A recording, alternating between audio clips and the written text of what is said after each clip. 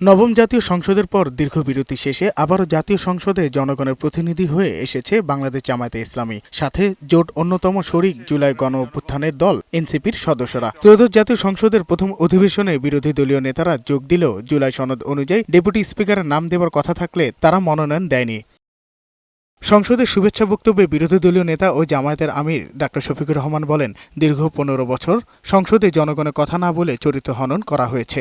আমরা অতীতের সংসদগুলোতে দেখেছি, এখানে দেশের মানুষের কল্যাণ বিবেচনায় আলোচনা না হয়ে মানুষের চরিত্র হননের জন্য এখানে বিপুল সময় ব্যয় করা হয়েছে।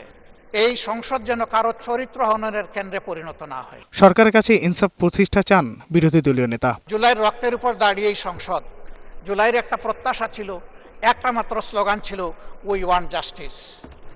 আমি আবার এটা এখন উচ্চারণ করলাম, উই ওয়ান্ট জাস্টিস।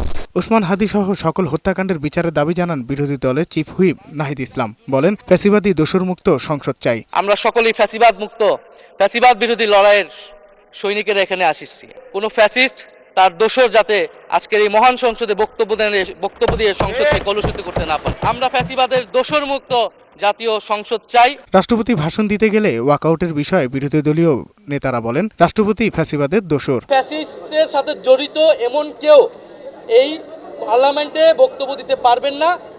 যখন রাষ্ট্রপতি ফ্যাসিস্ট দোসর রাষ্ট্রপতি যখন বক্তব্য দিতে এসেছেন, আমাদেরকে কোনো ফ্লোর দেওয়া হয়নি। এর প্রতিবাদ স্বরূপ আমরা আমাদের প্রতিবাদ জানিয়ে সেখান থেকে ওয়াকআউট করেছেন। আমরা আগামীতে এই সংসদে কোনো অন্যায়কে আমরা বরদাস্ত করব না এবং মেনে নেব না।